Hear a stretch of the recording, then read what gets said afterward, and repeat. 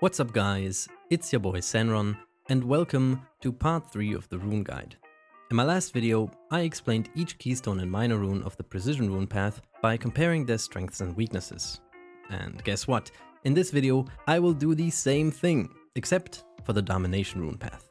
I hope you enjoy part 3 of the rune guide.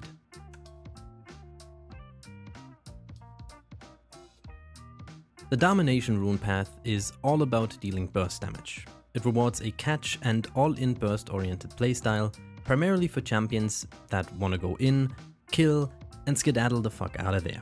But that's not all though, because Domination also provides you with some aggressively based utility as well. As you might be able to tell, the Domination Rune Path is all about being a threat to your opponents. And nothing symbolizes this better than the most played keystone called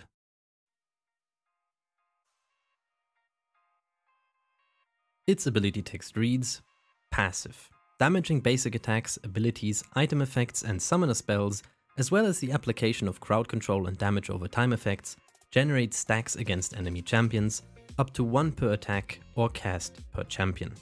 Applying 3 stacks to a target within a 3-second period causes them to be struck by lightning after a 0.25 second delay, which deals moderate physical or magical damage. After it deals its damage, the keystone goes on cooldown for 25 to 20 seconds based on your champion's level. Electrocute is a very consistent burst damage keystone. It's relatively easy to proc and deals pretty good damage at every stage of the game, especially the early game. It can help you secure kills in either a duel or a 2 vs 2, which enables you to snowball quite early on already. Electrocute also helps you maintain any lead you get. We all had that one moment where we hit all of our spells on an enemy, thinking that we could kill them, only for them to flash out at 50 health left. Electrocute is the general keystone choice for champions that are built for short trades, i.e. 95% of all assassins. Electrocute can be particularly effective when you have strong trading potential or early game kill pressure. But this keystone even turns some champions, which you wouldn't expect, into one-shot monsters that can burst their target in under a second. You want to take Electrocute with you if you're playing a lane in which you could potentially get a lot of kills, you're playing a snowball champion, you want to play for 1 vs 1s or 2 vs 2s, your champion is built around short trades, you're playing a high cooldown combo champion, you can consistently proc the keystone, and versus a team consisting of mostly squishy champions. Electrocute's downsides are fairly obvious based on its strength. The biggest one, of course, is that you have to be the aggressor. Playing aggressively is fine and all, but it does make you vulnerable to ganks, roams or unexpected outplays. It's also only as strong as you are. If you don't deal any damage in general, then the bonus damage won't help you finish off the target you want to assassinate. This makes the rune especially bad if you're in a large gold or level deficit. Once you've also procced Electrocute, it goes on cooldown for 20 to 25 seconds, so you can only use it once, maybe even twice, in an extended fight or team fight. Oh, and it also only provides you with more damage output, which is fine, but you might like another keystone more, which also provides some bonus utility as well. You want to avoid taking Electrocute if your champion has low cooldowns, you're playing a terrible matchup, if you're only facing tanks or high health champions, you are unable to proc it, your champion is not designed for short trades, and if your champion doesn't synergize with the Domination Rune Path. Okay guys, here's a question. What do some famous Minecraft and League content creators have in common? That's right, it's the intention to have sex with miners. That was a bit tasteless. But I made that joke because the next rune is called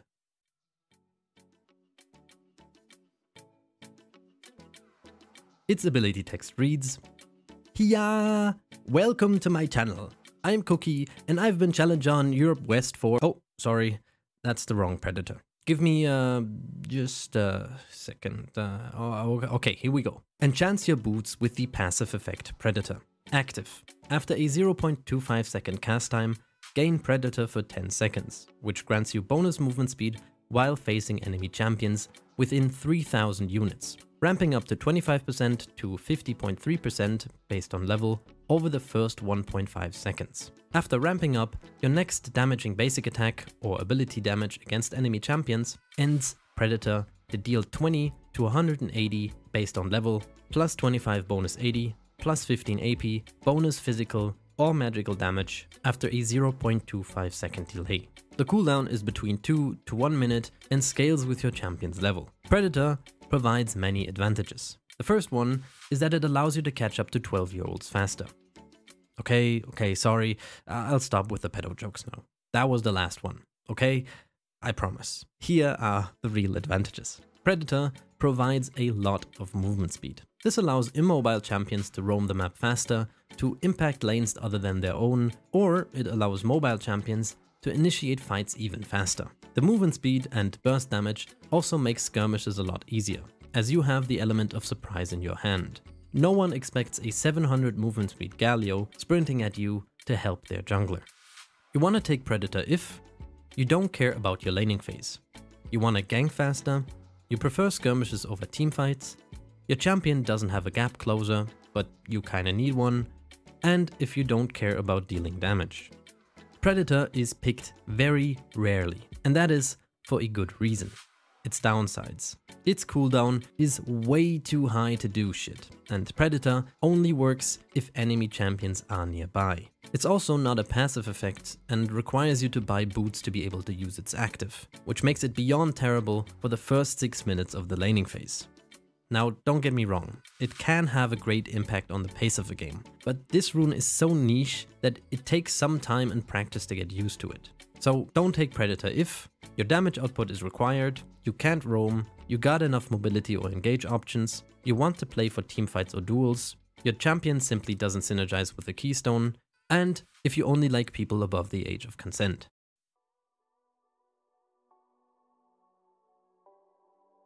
Dark Harvest is, Dark Harvest. Its ability text reads, damaging basic attacks and ability damage against enemy champions below 50% of their maximum health, deal 20 to 60 based on level, plus 5 per soul, plus 25% bonus 80, plus 15% AP, bonus adaptive damage, and after a 1.75 second delay, reap 1 soul. This cannot occur again for 45 seconds, resetting to 1.5 seconds upon scoring a takedown against an enemy champion. While not on cooldown, also reap 1 soul from receiving the kill credit of a champion killed. Dark Harvest is a great keystone for players that can 1v9 every game. Its damage scales infinitely, allowing for some crazy one-shots in the late game. This also makes it the best scaling keystone out of all. It synergizes greatly with champions that deal burst damage, as you're either able to drop a person down to low health to collect the stack, or to kill a low health opponent more easily by applying Dark Harvest extra unexpected damage. Weirdly enough, Dark Harvest is also exceptionally great in teamfights, as you can collect 5 potential stacks, which gives you 25 more damage permanently. Doesn't sound like much, but it adds up quicker than you might expect. It's also the go-to keystone in rotating game modes in ARAM, because those typically have more clown fiestas. You want to choose Dark Harvest as your keystone if you're playing a burst champion. You're not playing for kills, but rather for scaling. You know that the game and teamfights will go on forever. If you're smurfing and realize that the best way to counter low elo fiesta is to be the biggest clown on the rift, you're playing an uncompetitive game mode, or if you're simply in the mood to one-shot somebody. The Dark Harvest needs time for its crops to fully mature, and as someone with a father who is way too interested in farming, I can tell you that there's a lot that could technically go wrong. The first one is that DH needs time to grow. It's fairly weak, but not useless in the early game, which also makes it one of the worst keystones for the laning phase. It's also non-existent in short trades if you can't proc it. Its cooldown might reset upon a kill, but if you fail to kill a target, Dark Harvest will have a long reset cooldown, which is painful for fast-paced players. It also only works if your opponent is below 50% of their max health. If you can't drop an opponent below that amount, well, sucks to be you. Dark Harvest is a coin flip keystone. Either you 1v9 the entire game, or you have less damage done than your e-girl support. So avoid taking Dark Harvest if it's gonna be a 15-minute game for either side, you're not playing a burst champion, you suck, game pace is important to you, and if you're playing a kill lane, but prefer Dark Harvest over any other aggressive keystone.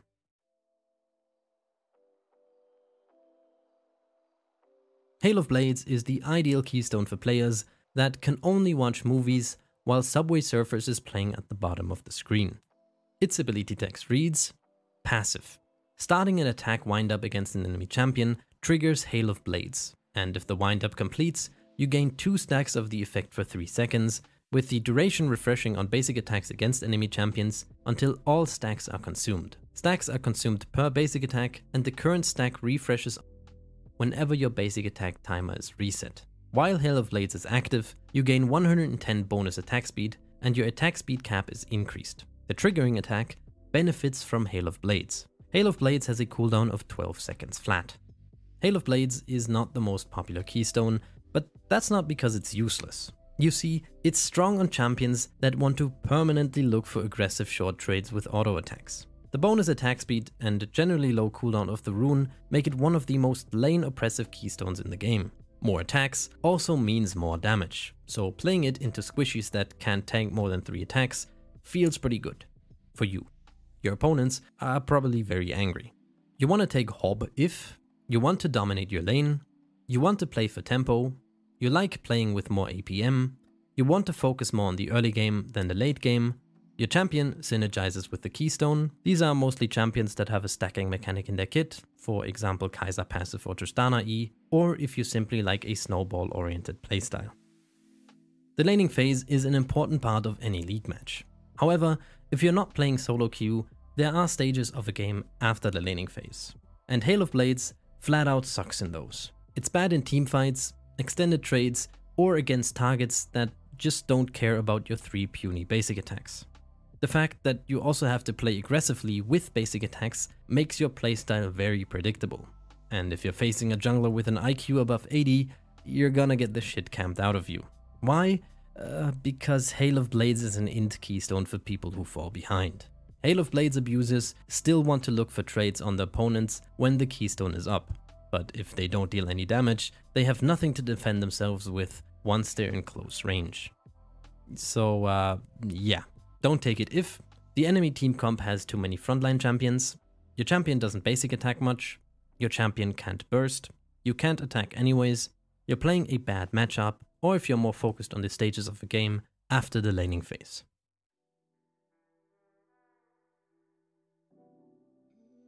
Domination's minor runes are all about catching and killing your opponents. Even the few utility options are vastly better if you consistently act as the aggressor. Slot 1 of Domination is revolved around combat effects. The 3 minor runes are called Cheap Shot, Taste of Blood, and Sudden Impact.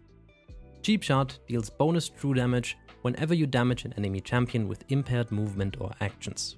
The extra damage scales with your champion's level, and the effect itself has a cooldown of 4 seconds. You mostly want to take Cheap Shot if your champion synergizes with it, and if you're playing a matchup in which you don't need extra sustain. Although Cheap Shot's damage might increase over time through your champion's level, its scaling is far too weak to be considered useful in the later stages of a game. Still, bonus damage is bonus damage, and if that's your thing, go for it. Taste of Blood heals you whenever you damage an enemy champion. The amount scales with your bonus 80, AP, and your level, and the effect itself has a cooldown of 20 seconds flat. You can't go wrong with choosing Taste of Blood if you don't know whether to go for Cheap Shot or Sudden Impact instead. This rune makes laning much easier, especially versus poke-heavy champions or counter matchups. But even in trade-heavy matchups, this rune comes out on top, simply because you will be at a health advantage at the end of a trade. It might not give you that extra something to hurt someone's feelings, but not feeding your opponent is just as important as getting fed. A genuinely good and versatile choice, in my opinion. Sudden Impact grants you 9 lethality and 7 magic penetration for 5 seconds, after damaging an enemy, after you exited stealth, dashed, leaped, blinked, or teleported. The effect has a cooldown of 4 seconds flat. Again, this rune is only good on champions that synergize with it.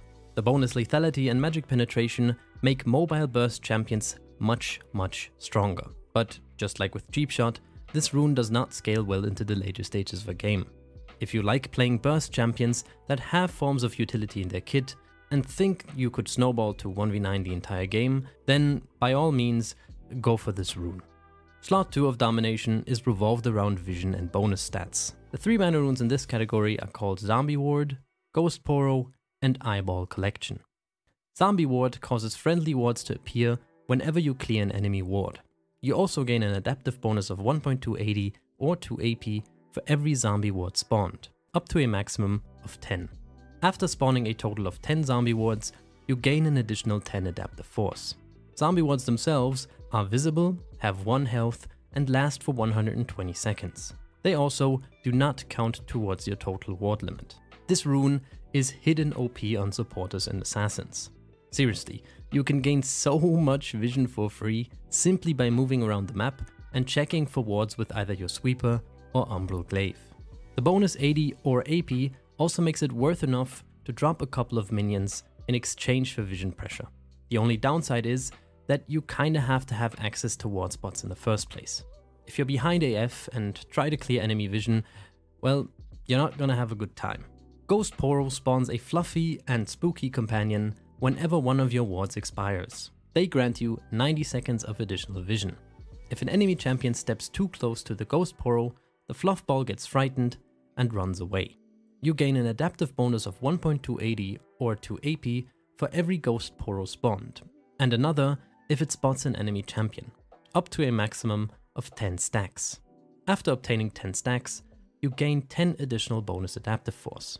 Ghost Poro is kind of a meme rune for many, but others see it for what it truly is. Free and easy adaptive force. It's viable as a laner with high priority because you'll see if you get ganked, but to be brutally honest, it's not that great for beginners. It takes some practice to get good at it. You need to know how your opponent paths, and from a certain rank onward, junglers will adapt their movement simply because they know you run Ghost Poro. This will leave you vulnerable and confused because you didn't expect the jungler to gank you from a certain angle. If you ward regularly, however, and manage to slip a few sneaky wards in a choke point, there's a decent chance that it'll spot an enemy, granting you a quick boost to your damage stats. You can easily stack Ghost Poro up in 15 minutes, even if you don't pay much attention to it, since all you have to do is ward, which you hopefully already do by default. Eyeball Collection grants you 1 stack for every champion takedown. Every stack grants you 1.280 or 2 AP up to a maximum of 10. Upon reaching 10 stacks, you gain an adaptive bonus of 680 or 10 AP. This one is the most basic and doesn't require you to play for vision. In return, however, it doesn't grant you as many stats as the other two. Choose this rune if you want consistency and have no clue about warding. Slot 3 of Domination revolves around strength through unique takedowns. The 4 minor runes in this category are called Treasure Hunter, Ingenious Hunter, Relentless Hunter, and Ultimate Hunter. All 4 of them use a system called Bounty Hunter, which similarly to other scaling minor runes is a stacking effect that is earned by successfully achieving a takedown on each enemy champion up to a maximum of 5 stacks. Or in other words, kill the dudes and dudettes you haven't killed yet to get nice stuff permanently. In-game, of course. Treasure Hunter grants you additional gold for each unique takedown. The amount of gold you receive starts at 50 and goes up by 20 for each one, up to a total of 130 gold. This rune is great for champions who need gold quickly. This includes snowballing champions, most marksmen, and champions who rely on an item spike before they become useful. The total amount of additional gold you can get is 450, which might not sound like a lot, but keep in mind that you're practically earning additional gold out of nowhere. This rune is incredibly powerful if you can roam or gank early on already, as a free small item lead during the laning phase can make the difference between a solo kill or no solo kill. Ingenious Hunter grants you 20 item haste plus an additional 6 item haste per bounty stack.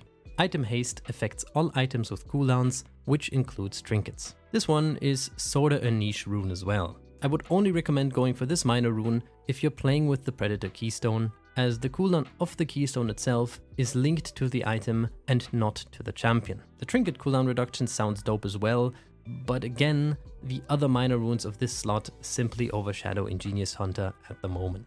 Relentless Hunter grants 5 out of combat movement speed plus an additional 8 for each bounty stack. This one's great for champions who like to roam, or for champions who want to roam but can't as they are too slow to do so. Choose this rune if you want to play the map all game long, moving from objective to objective, lane to lane, wave to wave, and so on.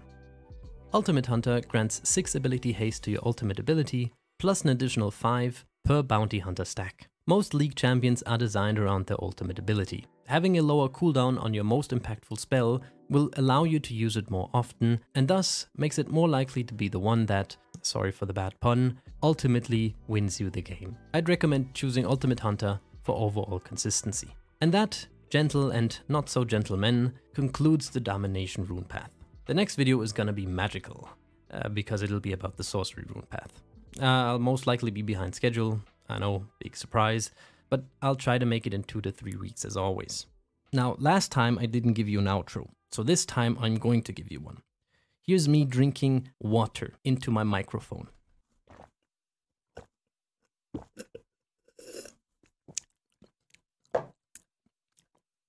That water tasted like ass.